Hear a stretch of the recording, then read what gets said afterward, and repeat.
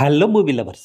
Polimera part 1, Polimera part 2 సినిమాలతో famous అయిన director Anil Vishwanath తన మొదటి సినిమాగా 6 ఏళ్ల క్రితం చేసిన సినిమా 28°C.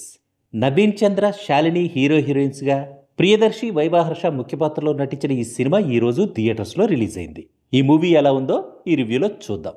రివ్యూ స్టార్ట్ చేసే ముందు మీకు చిన్న మాట. ఈ మూవీ నాకు నచ్చలేదంటే మీకు కూడా నచ్చదని కాదు.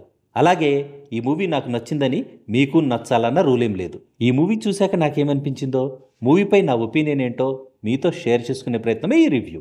ఇక రివ్యూ స్టార్ట్ చేద్దాం. మెడికల్ స్టూడెంట్ కార్తీక్ ఒక ఆర్ఫన్.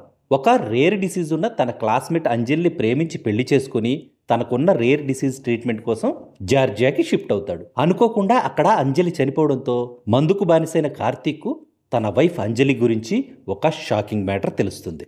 ఇక అక్కడి నుంచి ఏం జరిగిందనేదే మిగతా కథ.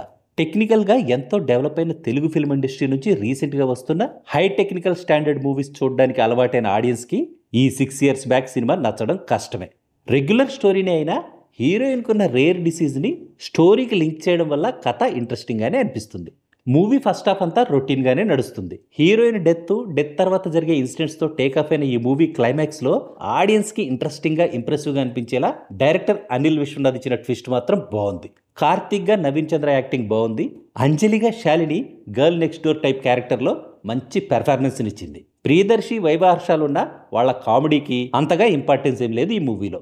ఇంట్రెస్టింగ్ క్యారెక్టర్లో దేవయాని శర్మ ఆడియన్స్కు మంచి సర్ప్రైజ్ని ఇస్తుంది. సినిమాటోగ్రఫీ, బ్యాక్గ్రౌండ్ మ్యూజిక్ బాగున్నాయి. సాంగ్స్ బాలేవు. ఫైనల్గా చెప్పాలంటే 6 years బ్యాక్ రిలీజ్ అయి ఉంటే పక్కాగా హిట్ అయ్యే ఛాన్స్ ఉన్న ఈ సినిమా ఇప్పుడు రిలీజ్ అవడం వల్ల ఆడియన్స్ ఎక్స్పెక్టేషన్స్ రీచ్ అవ్వలేక బిలో యావరేజ్ టు యావరేజ్ మూవీగా మిగిలిపోయింది. ఓటీటీలో వచ్చాక ట్రై చేయడం బెటర్ అని నా opinion. That's all in this review friends. మళ్ళీ నెక్స్ట్ రివ్యూలో కలుసుకుందాం. Thank you for watching.